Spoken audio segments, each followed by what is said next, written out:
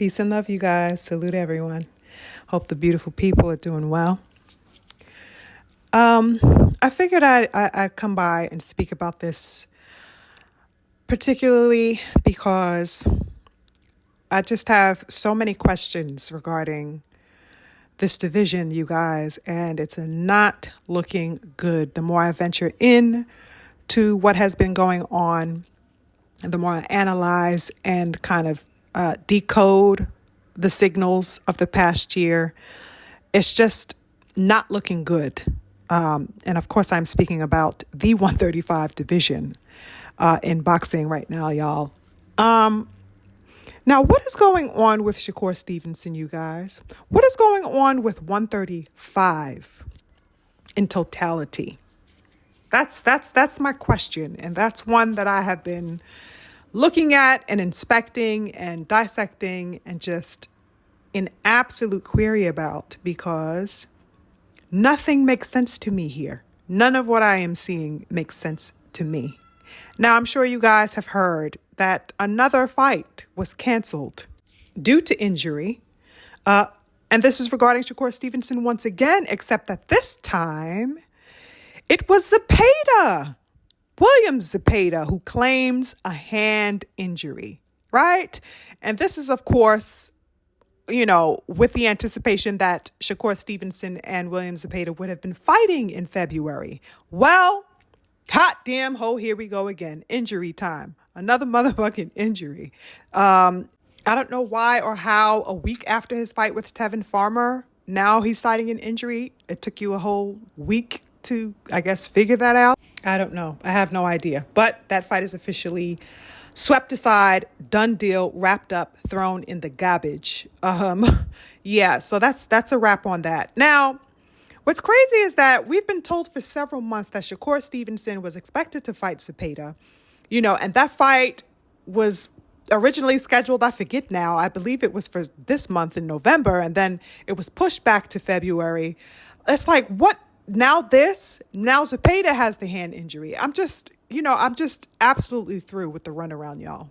And real talk, I'm not going to cap. Like, I have a lot of reservations just in the composite of things that I have been seeing, including this now, that make me have reservations about this young man's career as a whole. Okay. And it makes me question the moves that are being set up for him. I don't know if it's by him. What is going on with Shakur, y'all? I keep feeling as if he's being put on a back burner, or perhaps that if he is not the quote unquote victim, I guess, in that predicament, that he then is neglecting himself to make the moves necessary to establish and certify a sense of supremacy in the division. Something is going on either way that is causing a sense of stifling, that is causing a deadlock, an impasse. Okay, something is gridlocked there that is limiting the movement and the progression of his career. I don't know if that is him. I don't know if that is, the Jay Prince dude. I don't know what is Eddie Hearn's outlook and perspective on this. It's weird.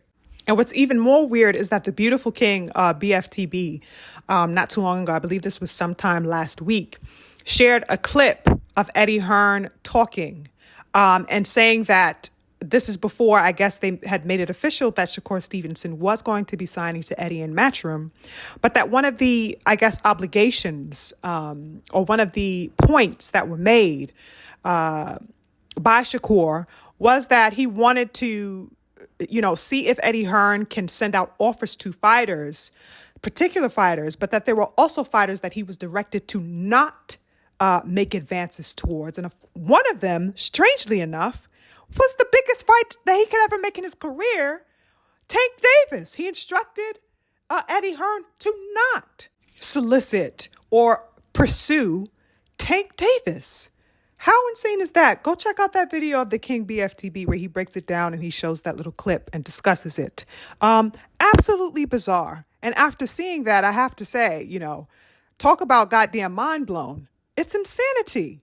How could he have made a posit to Eddie Hearn, somebody that he was on the fringe of signing with at that time, to refrain from making the biggest fight of his career.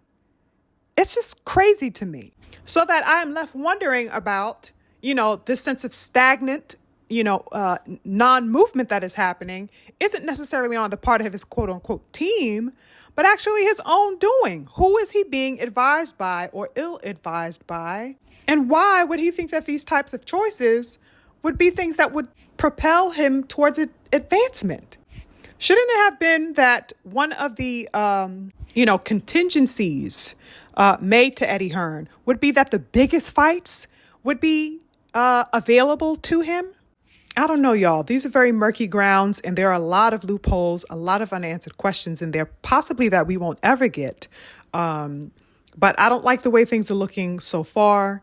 A lot to be answered to by Shakur Stevenson. But I guess all in all, the next question really is, now what, right? Now that Zepeda pulled out and he pulled the injury card, now Zepeda is out of the deck. Who is next? That is my question. And in looking at that, I think it's prime time, with this newfound availability for Shakur Stevenson to line up a real meal for himself. Let's be honest, y'all. Though Zepeda is highly ranked, basically in every sanctioning body, right? We give him credit for that. He is definitely not, despite his highly ranked position, he's not a must-see fighter for Shakur Stevenson, y'all. Especially considering the topsy-turvy win, controversial win that he had over Tevin Farmer only about a week ago. So I think that the next best option, since what's the name is out with a quote-unquote injury, I think the next best option would be Raymond Mortala. He's ranked currently number 2 with the WBC, I believe. So that's an easy grab for Core Mortala. He also had a fight earlier this month where he scored a second round knockout, which means that he basically be fresh and fit for a fight in February, right? So what's popping? Has Shakur made any contact with his team? What's going on with that? Did y'all reach out? He and Mortala also have a long-standing, little beef between them. That would be interesting to see finally abated in the ring. So, that's an option. There's also the ever-present, ever-pertinacious Floyd Schofield Jr. and his flamboyant mother hen of a father, Schofield Sr., who have been calling out Shakur's name non-stop for goodness knows how long. Right? So could this be an opportunity to finally make that fight happen?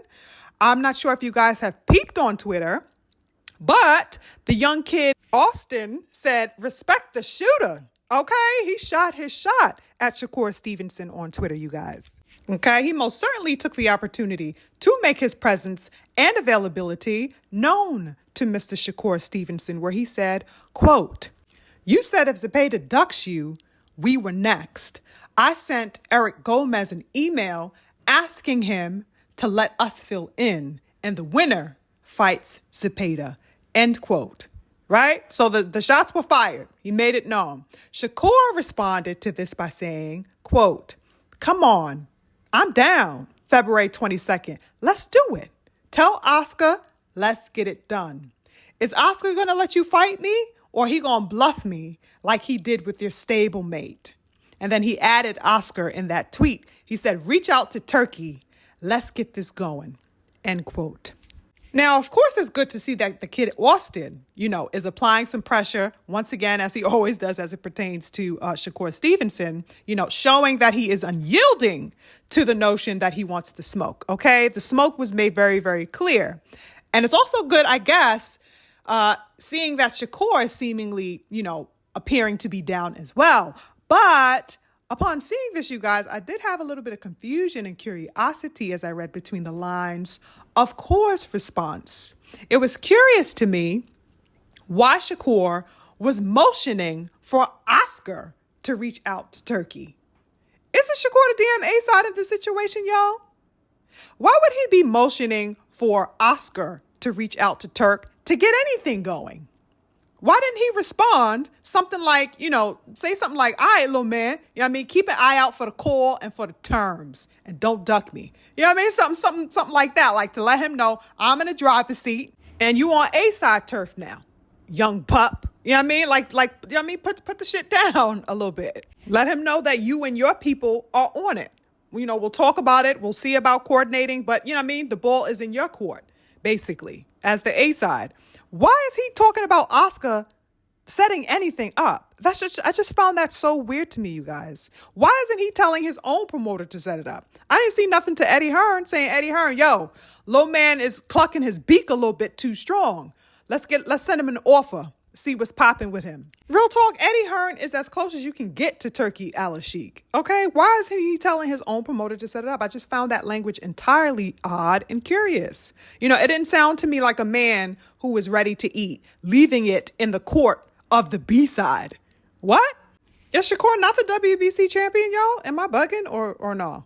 What is going on here? I didn't like how passive that was.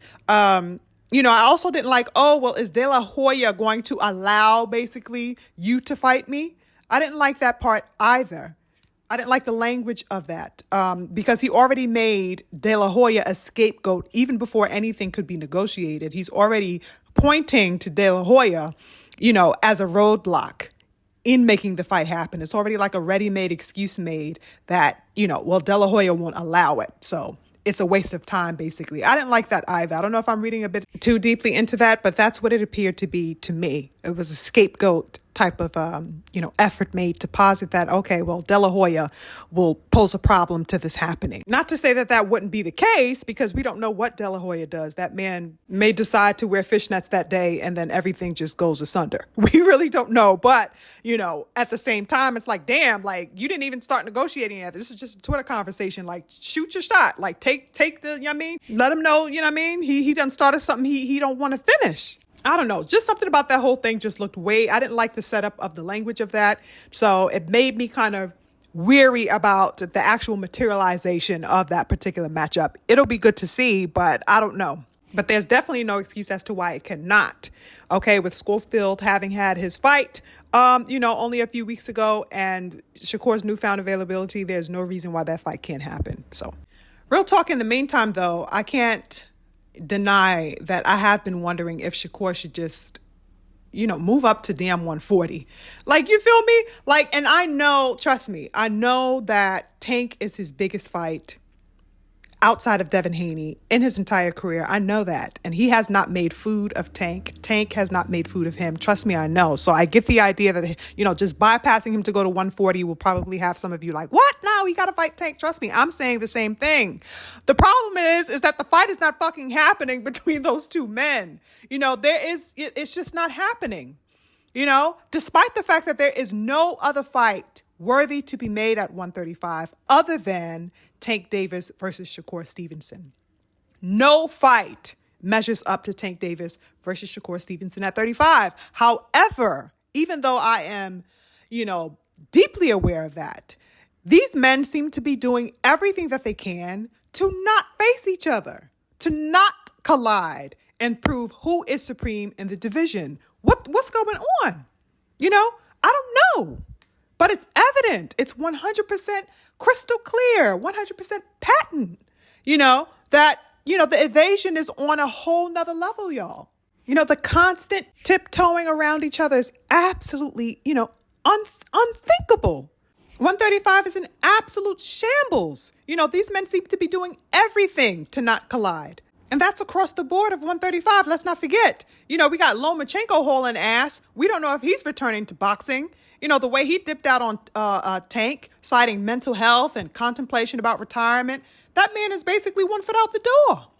Worse yet, we have Tank himself, still going through with a fight that nobody gives a damn about. It's just mind-boggling what is happening at 135. Astounding. Absolutely astounding. And seeing that Shakur is plenty free right now, one would think that would have Tank Davis pump the brakes and bust the ill Yui back in that direction so that he can get some smoke over there. But he's not doing that. He's still going for road. Like we want to see him. Nobody gives a damn Tank Davis. I don't know if you didn't get that memo yet. All this damn time, bruh. Nobody gives a damn about you versus Lamont Roach. I'm trying to help your ass, but you ain't picking up the goddamn phone, Mr. Tank Davis. I need you to take the call. Get the memo of all the real ones out here talking this boxing talk. We trying to tell you, bro, pivot, turn, go left. This is not working, the Lamont Roach fight. How about you actually take on some smoke? And Shakur is available. Why you not going at his head? Y'all, I'm through. Can y'all tell that I'm agitated? Instead of making the U-turn, he's fucking hauling ass down I don't give a fuck road. That's where Tank is going. I don't give a damn, and nobody and their mama give a damn about this fight road. Okay, he's going down. This is a waste of time avenue, and he's just speeding right on ahead. I mean, at this point, y'all, I have lost all faith and, even interest in the 135 division, looking at the construct of things. I just don't like it. I don't like the temperature there. Things are looking, misty and empty and barren. My eyes have lost all interest in this division, and they are looking towards 140 and above for all the smoke, because that's where all the smoke is. Okay, the only thing at 135 apparently are Twitter posts and boys who paint their nails. I'm not interested. Okay, at this rate, Shakur Stevenson is looking like he's about to be shelved as a fighter, which I hate to say, but where's the worthwhile activity? And Tank, all he's going to do is continue to fight everybody except the Lions and the Tigers and the Bears. Okay, he'd rather click his heels and stand in front of small competition. Okay, and that is in weight division, that is in stature, that is in eliteness, everything. Okay, he does not want the smoke, apparently. That's what he's exhibiting, at least. And that's what he's been exhibiting up until this particular point. I thought, like I said, countless times that, things were going to be on the up and up after he fought Frank Martin. I was through the moon seeing him take on Frank Martin. He got the job done in spectacular fashion. I thought it was only going to be up from there, but it's not. He's on a crazy decline. How the fuck do you go from Frank Martin to Lamont Roach? God bless Lamont Roach. I'm not trying to shit on that man, but it's like, you're not in his division, bro. So that's what I'm speaking about as far as division. He got all this food in front of him at his division and above him, but he's choosing to go below. It doesn't make sense to me, And basically, what I also can't understand or register is, how is it that Shakur Stevenson, is somebody who was just so promising, so coveted for his gifts and skills as a fighter only 2 years ago? Barely 2 years ago, all this, esteem was accredited to Shakur Stevenson. And now he's fast becoming, something like a laughingstock, a bystander of his own potential. How the fuck did that happen within a 2-year frame? I don't want to see Shakur Stevenson shelved in any way, but there is the reality at hand that, there is a gaping hole between, an engagement level and a disconnect that we see happening with a vast amount of the boxing public and he himself. It's a crazy distance that's happening right now. And I don't know how that's going to be repaired by him going down the road that he's been going in. You know what I'm saying? I don't know if he got to rethink his business plans. Obviously he does. What moves he needs to make, he needs to figure that out ASAP, because whatever he is doing right now is not working for him, And as far as Tank Davis, Tank Davis is just now beginning at this level to garner some criticism for his obvious deflection away from any competition. People are taking notice of that, even the people who are considered his diehards. Me, for a long time, I was considered one of them, but I am fast, reproaching my stance as, calling myself a Tank diehard until he shows and proves that, he's worthy of that type of, valor, from me. As a fan, I want to see him show up and step up. That's who I am as a fight fan. My men have to stand up and show and prove for me. That's how they get my allegiance. Okay, they earn it. But at this level, Tank Davis isn't earning anything but criticism. From me and from a lot of people who feel the same, but even though Tank Davis is kind of garnering a little bit of criticism right now because it's obvious what he's been doing with his moves and people want to see a step up in his competition. They want to see an improvement in his resume. Tank Davis, he still maintains a sense of allegiance from his base because he definitely has a huge fan base. And, these people follow him and support him by the droves. So they kind of still rock with him, even though he's kind of, being, critiqued a little bit stronger. Shakur Stevenson, on the other hand, does not have as large a base as Tank Davis. So whatever he does have, he's got to go above and beyond to maintain that, not only to prove to that fan base that he has, the sitting fan base that he has, that, prove to them that he's on demon time, but he also has to prove to the people who may be wondering on the sidelines, if they should support him after seeing all the antics and charades of the past year and a half or so. You know what I'm saying? People who may support his talent like me, who rocks with him and has known him for years and has supported him for years, but are like, yo, bro, you got to step up. Like, this is not enough. This isn't enough. This isn't doing it. So he's got to also prove to the boxing public as a whole, who may be undecided on where they stand as far as he goes, because they don't see that fire. They don't see that smoke. These are the same people that are now saying, like I said in the previous commentary, that Keyshawn Davis reigns supreme above him. And Keyshawn is the little bro in this whole thing. And people are now saying that Keyshawn is a step above Shakur Stevenson because they see a flame, a passion in Keyshawn that they do not see ignited in Shakur. These are the people that he also has to win over, But the reality, for both Shakur and Tank Davis is that neither of them can continue to capture, or hold the piety or the affection or the commitment of boxing fans by toying in our faces the way that they have been and outright refusing to give us some history that we can say, oh, I was there for that. I remember when such and such fought such and such. They're refusing to, have a legacy that we can be a part of with them. That so many of the beautiful boxers have done, like your Mike Tysons, your Holyfields, your Alis, your Ray Leonards, you know what I'm saying? All these people that we love, your Haglers, your Whitakers, your Mayweathers, they gave us the history and they invited us in, you know what I'm saying, to have a seat with them aside that history. And it's what we hold dear to our hearts as boxing fans. This new generation is refusing to do that. They do not include the boxing fans. They belittle our thoughts. They belittle, our suppositions, our ideas, and they tell us to sit down and shut up because we don't know shit about boxing. You know what I'm saying? Even though that may be the case for some, that is not the case for all. A good majority of us boxing fans just want to see the best fight the fucking best. Okay? And you want us to support you by putting asses in seats and buying tickets and pay-per-views or whatever have you and, streaming your fights. How about you put some fucking respect on the boxing fans' names, because there are diehards out here who stand and rock with y'all, but y'all ain't showing and proving nothing worth a damn. How about you stand on business? And instead of writing on Twitter so goddamn much, how about you write up a contract and send to the competitors whose heads you should be snatching off the plate? Ooh, child. Ooh, y'all gotta forgive me, y'all. I goes in for my boxing. I'm really passionate about the sport and the men that I back and that I support. And I just want to see them reach that level of grace and warriorship that I know that they can achieve, just like the giants before them have.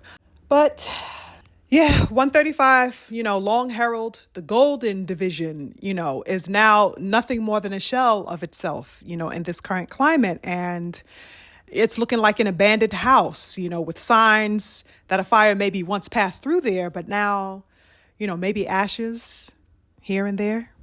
I don't know, y'all. I'm wondering, if there can be a resurgence at 135, is there smoke pending? I don't know, what's in store? Also I have in mind, for the three giants that are left, Tank, Shakur, and Loma.